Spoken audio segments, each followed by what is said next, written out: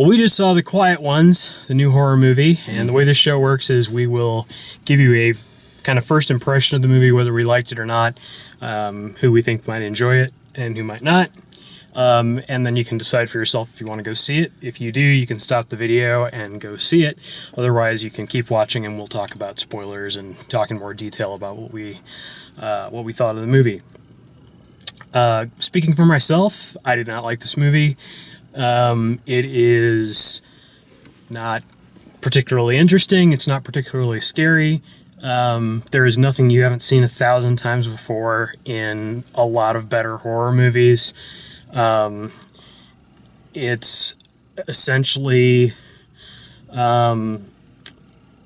shot as a period 1970s movie, and there's film in it that's supposed to be from that point of view of a camera, so we've got a little bit of POV found footage-esque stuff that's shot like it's on an old 1970s, Super 8 camera or something like that. And it really doesn't go anywhere. It doesn't lead to anything. The reveals and the actual third act stuff is so pointless and just not worth your time. And I'll get into more of what was wrong with it, but basically, I would say give this one a pass. Yeah, pretty much agree. That's there's a couple of good moments, but nothing really special, nothing you haven't seen before. It was actually quite boring, except for every time the dialogue went on for a few minutes too long, they would just stick in a pointless jump scare that meant nothing and moved on to a different scene. Just, rinse, wash, repeat. Yeah, the editor put in jump scares. That's how this movie is. Just cause. Just, hey, we haven't had anything happen in the last 10 minutes and people are falling asleep in the theater. So that's our quick overview. If for some reason that sounds like a great movie and you want to go see it, please stop the video now before we get into spoilers. Go for it. Go for it. But otherwise, so the movie is about this scientist and his two assistants who hire this cameraman to film them scientifically proving that not even that possession exists, but that this little girl has created this psychic energy being that they're going to then take away from her, remove from her to make her feel better. The girl is played by this sort of strangely young-looking 20-year-old woman. And in the context of the movie, she's also supposed to be she's supposed to look young, but she's supposed to be 20-something. They make that known. It's about halfway through. And then it essentially turns into a haunted house movie or a seance movie or a exorcism movie, but without anything that's really exciting or interesting about those things. It's a lot of talking about things that could happen, and then something happens off camera. There's a noise, and the camera goes to look at the noise, and that's either the end of the scene or that's just the setup for that same loop to happen again, where we talk about what it might have been. No one really learns anything. No one really notices anything. The big twists, I won't get into those right away, but the big twist reveals are just lame. Yeah. They're stuff that should have come out in the exposition and then it should have gone from there. Should be where we jumped off Basic from. Setup. But it basically just looks like a couple of guys with a camera in the 70s just goofing off and making noise. And yeah, for the type of movie it is, there's no, for me at least, if you've seen a few horror movies, especially ones in the last 5 years, there's nothing interesting. There's nothing truly suspenseful. You've seen this storyline plenty of times. Yeah. You know, that there is a couple of kind of reveals towards the end, but nothing really interesting at that point. It's like, oh, okay, whatever. Little factoid rather than a major reveal. Yeah. And nothing really was ever scary. It's not gory. No. It's and I don't appreciate movies that are just gore for the sake of it, but this was kind of boring to the point where I kind of wish there was. But there's nothing gory. There's nothing truly suspenseful because you know there's this evil presence, and you know the only debate is whether it's something manifesting from her mind or if it's some external thing from Right. her. I mean, that's I guess that's slightly interesting, but And realistically, if there's not, like, if they're not getting in over their heads, this is a terrible movie. Like, Right. it's not a horror movie. If they're just making this all up in their heads and it's not really this bad evil presence that yeah. is bigger and worse than they could have expected, like, it's not that makes for, like, that's like a Scooby-Doo story. That's like, that's not horror. And That's they would have just, got away with it too if it wasn't for this Bessie. yeah. So, okay. So the big twists, of which there are essentially two. One is that the girl in the movie, Jane, has this evil spirit Friend. presence, whatever you want to call it, called Evie, that they keep trying to transfer into this doll to, like, get out of her system. Separator. And we come to find out that this girl's name actually is Evie, but that she was raised by this cult and she's been brainwashed and forgotten her actual name, and now she thinks she's Jane, but she's possessed by Evie. And they were all in a house, and they're like devil worshippers. Yeah. And then she set fire to them all. She burned, like, her whole family down. She's the only one she that survived. burned the whole cult down. The main guy doesn't know about this for some reason, except the other twist is it's revealed that he tried to do the same thing with his son, and his son ended up in an asylum, and his son ended up dead. So he's, like, super invested in, like, proving to himself that he can save someone, but it doesn't freak him out at all that, like, she's, like, it's not like his son was under the same circumstances. Like, his son was not, Yeah.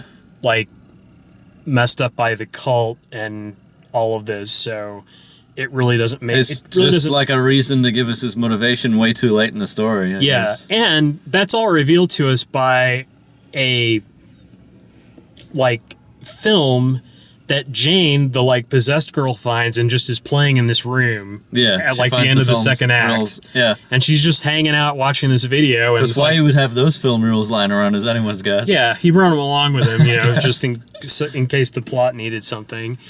So none of that stuff's really that scary.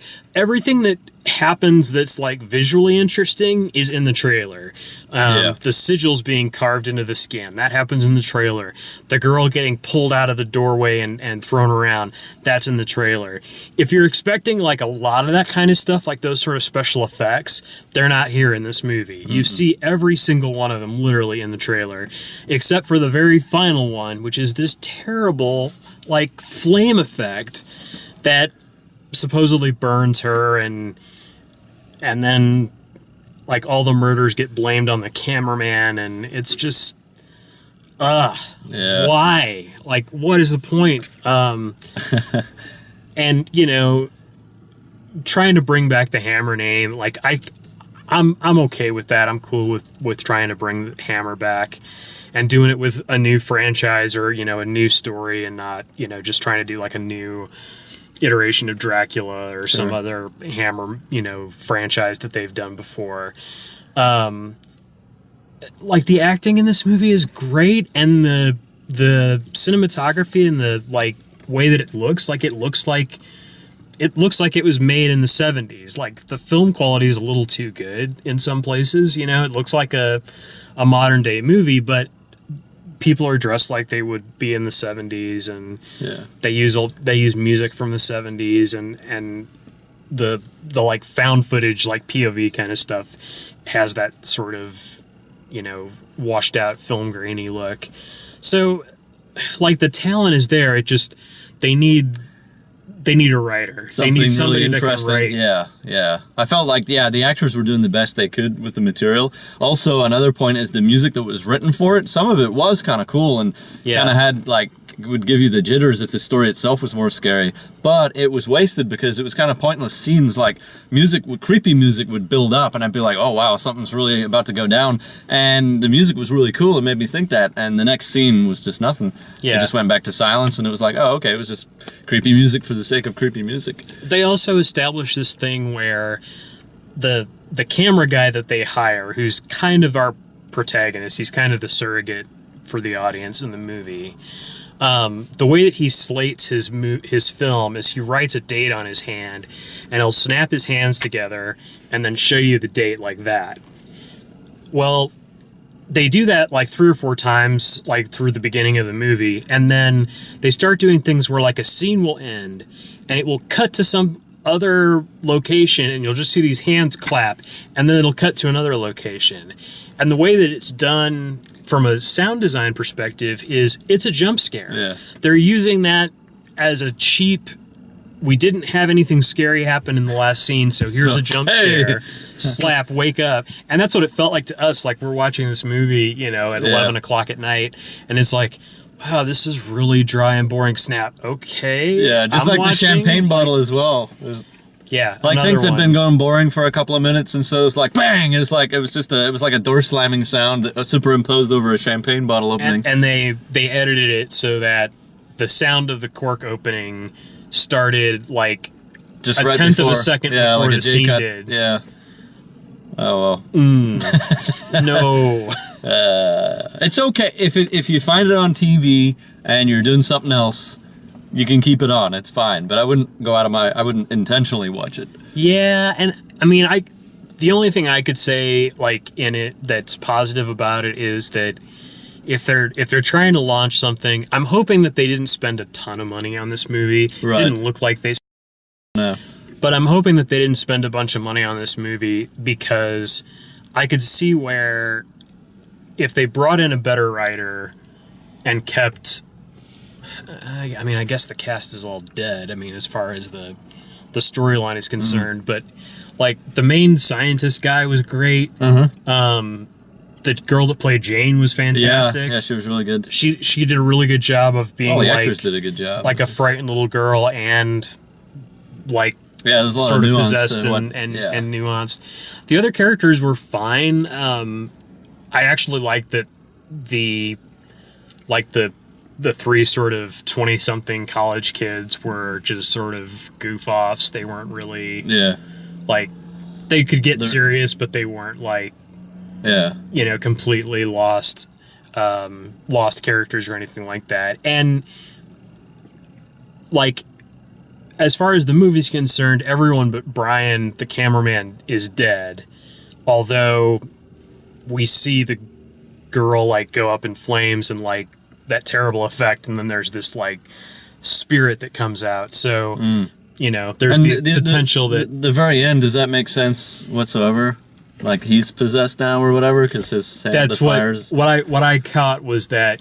So you see the girl go up in flames, but then there's that face that comes at the screen. Oh, that's it. Yeah. And that so I think like possessed Brian. So now Brian has EVs, which disproves the guy's theory. Then it was okay. Well, and he's burned alive anyway, as far as we know. Which is, I mean, that's the thing that, like, if they did a sequel, it would be sad that he may not be able to be in it because he... They could do a reboot.